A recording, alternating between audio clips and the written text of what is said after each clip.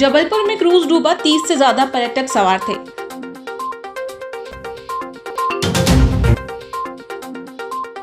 तिलवारा पुल पर भीषण सड़क हादसा, दंपत्ति की मौत, मासूम सुरक्षित।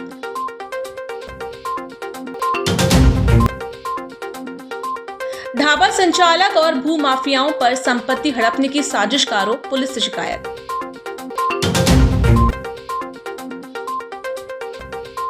जीआरपी की खंडर बिल्डिंग में मिला अज्ञात शव, क्षेत्र में फैली सनसनी। मध्य प्रदेश के जबलपुर में नर्मदा नदी पर बने बरगी डैम में गुरुवार शाम एमपी टूरिज्म का पर्यटकों से भरा एक क्रूज डूब गया।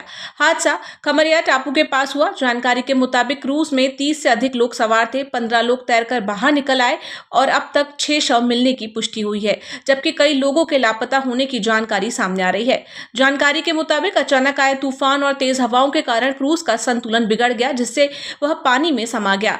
घटना की सूचना मिलते ही प्रशासन, पुलिस और राहत दल मौके पर पहुंच गए हैं। बचाव कार्य युद्ध स्तर पर जारी है और गोताखोर लापता लोगों की तलाश में जुटे हैं। तिलवाड़ा पुल पर बुधवार देर रात एक हृदय विदारक सड़क हादसे में बाइक सवार दंपत्ति की मौत हो गई। माड़ोताल निवासी नारायण केवट अपनी पत्नी शालिनी और 1 वर्षीय बेटी के साथ ससुराल से लौट रहे थे। तभी एक तेज रफ्तार पिकअप यूपी 70 MT 8621 ने उन्हें जोरदार टक्कर मार दी। टक्कर इतनी भीषण थी कि नारायण की सड़क पर गिरकर मौत हो गई, जबकि उनकी पत्नी उछलकर पुल से 50 फीट नीचे नर्मदा नदी में जा गिरी, जिससे उनकी भी जान चली गई। इस भयानक हादसे में 1 साल की मासूम बच्ची चमत्कारिक रूप से सुरक्षित बच गई। मां की गोद में होने के बावजूद वह सड़क किनारे गिरी और उसे खरोंच तक नहीं आई। घटना के बाद आरोपी चालक वाहन छोड़कर फरार हो गया, जिससे पुलिस ने जब्त कर लिया है। तिलवारा पुलिस ने मर्ग कायम कर फरार चालक की तलाश शुरू कर दी है।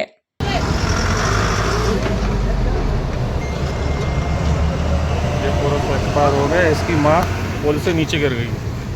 भेड़ाघाट थाना अंतर्गत ग्राम छाता पर तेवर में पुश्तैनी संपत्ति को लेकर गंभीर विवाद सामने आया है। पीड़ित आशीष शुक्ला ने पुलिस को सौंपे शिकायती पत्र में आरोप लगाया है कि उनके पिता स्वर्गीय राजेंद्र प्रसाद द्वारा संचालित फौजी ढाबा को मित्रवत संबंधों के चलते विपिन तंतुवाय को किराए पर दिया गया था।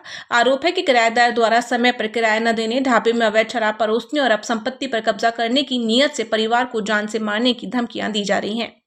जमीन में कुछ है क्या? कुछ भी। विपिन तंतुवाय 1.5 लाख रुपए की डिमांड करने लगा। आप करने लगा 3 से 4 लाख दिलवाता है, जब दिलवाता है। मेरे उसका क्या है? ये कहाँ से प्रकट हुई? ये जमीन में कुछ उनका है क्या? नहीं, उन्होंने क्या किया, विपिन तंतुवाय ने साइड का साहब ने लीगल नोटिस दिया, कब्जा खाली करने के लिए नोटिस हमारी गाड़ी में रखा है। और नोटिस देने के बाद हम उनके खिलाफ हो गए, उनसे संपत्ति खाली करा रहे हैं। आप सभी को विदित है कि पिछले हफ्ते भी हमने ज्ञापन दिया था विपिन तंतुवाय के खिलाफ में।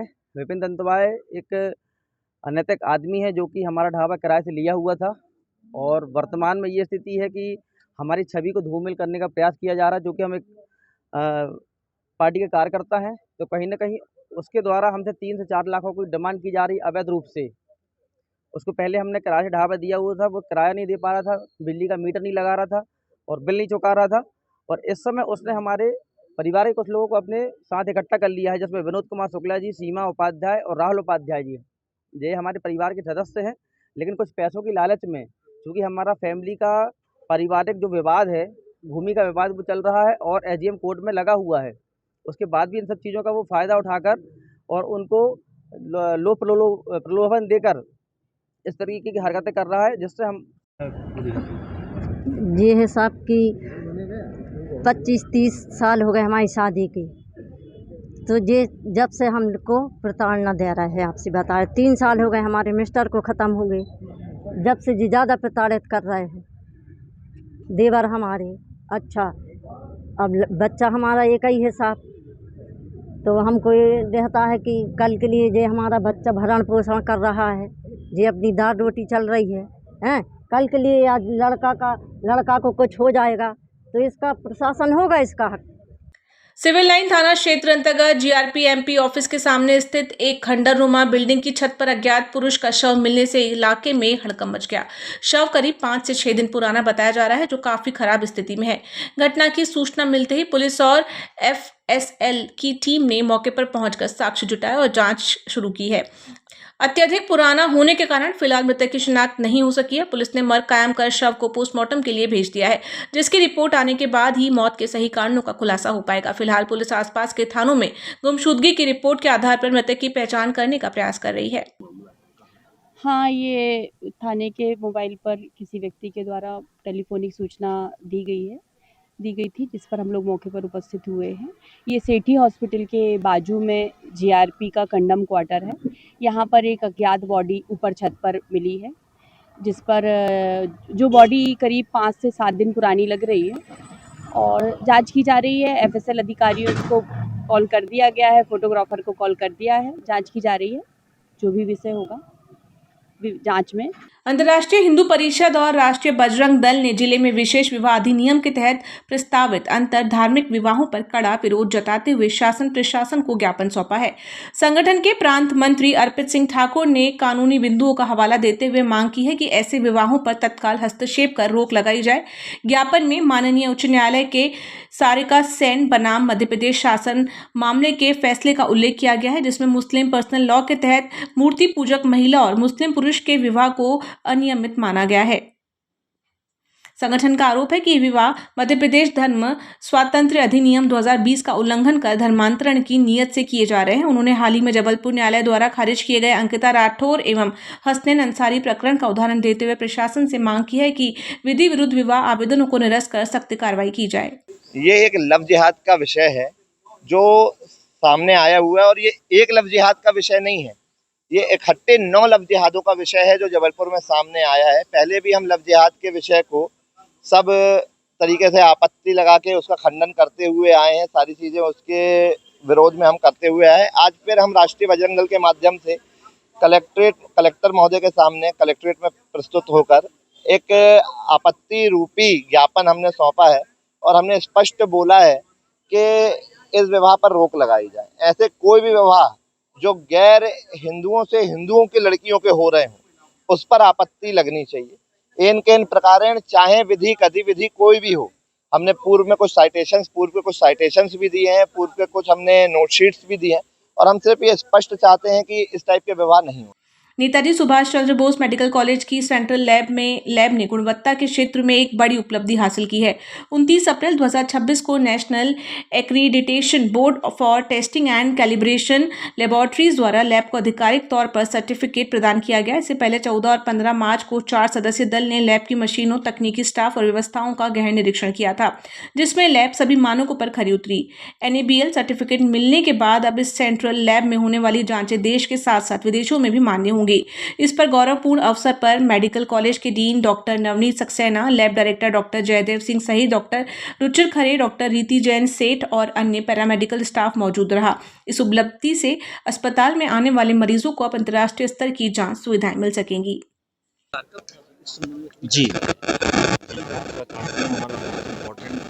हमारी जो सेंट्रल लैब है वो HSCL के द्वारा चलाई जाती है और HSCL के द्वारा जो चलाई जाती हैं तो उसके लिए हमको गवर्नमेंट कॉलेज, हमारा दूसरा मध्य प्रदेश का कॉलेज है जिसको NABL सर्टिफिकेट बड़ी मेहनत से हमको मिला है। नेताजी सुभाष चंद्र बोस मेडिकल कॉलेज में जो पैथोलॉजी, बायोकेमिस्ट्री, माइक्रोबायोलॉजी की एक लैब है उसे NABL का सर्टिफिकेट प्राप्त हुआ, जिस संबंध में आज एक कार्यक्रम रखा गया था जिसमें माननीय अधिष्ठाता महोदय डॉक्टर नवनीत सक्सेना, विभाग अध्यक्ष डॉक्टर रुचिर खरे बायोकेमिस्ट्री, विभाग अध्यक्ष पैथोलॉजी डॉक्टर रानू तिवारी, विभाग अध्यक्ष डॉक्टर रीति जैन सेठ माइक्रोबायोलॉजी, पूरे प्रदेश में हमने दूसरी मेडिकल कॉलेज की ये लैब है जिसे NABL की सर्टिफिकेट प्राप्त हुआ है।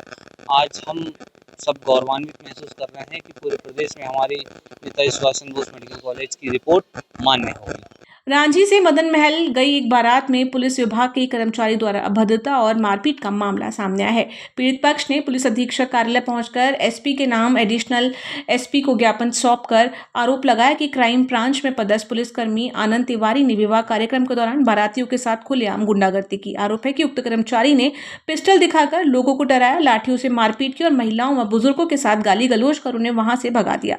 घटना में प्रत्यक्ष प्रमाण के तौर पर वीडियो साक्ष्य भी प्रस्तुत किए गए हैं। पीड़ित परिवार का कहना है कि पद का दुरुपयोग कर बिटिया के विवाह में विघ्न डालने वाले इस पुलिसकर्मी के कृत्य से आम जनता में असुरक्षा का भाव है। समाज के लोगों ने पुलिस प्रशासन से मांग की है कि आरोपी आनंद तिवारी के विरुद्ध तत्काल सख्त कार्रवाई की जाए ताकि भविष्य में ऐसी घटनाओं की पुनरावृत्ति न हो। पोस्टर दिखाकर बारात में धमकी देने के संबंध में माननीय महोदय आपको इस ज्ञापन के माध्यम से अवगत कराना चाहते हैं।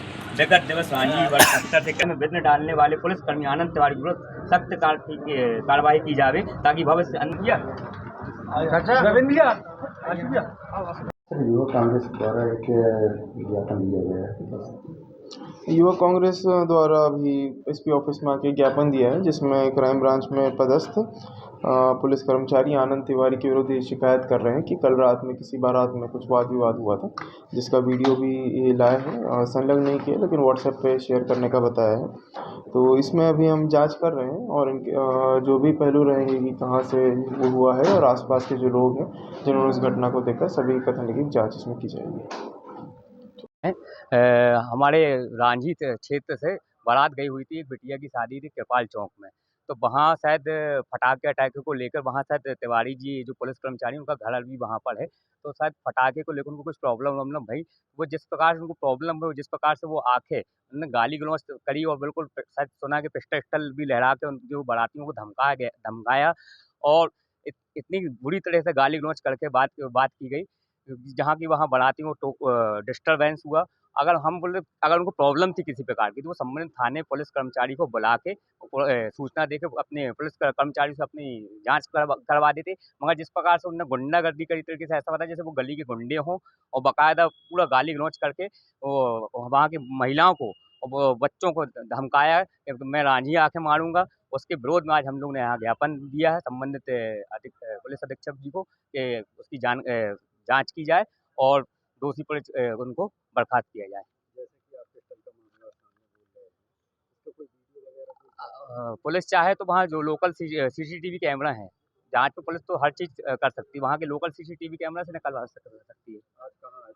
हम लोग एसपी महोदय से आए थे तो उनको ज्ञापन वही जानकारी देने के संबंध कि ऐसा भविष्य में ऐसी घटना न हो, नहीं तो यूथ कांग्रेस उग्र आंदोलन करने में बाध्य होगी। सोनू गोखले, युवा कांग्रेस शहर अध्यक्ष।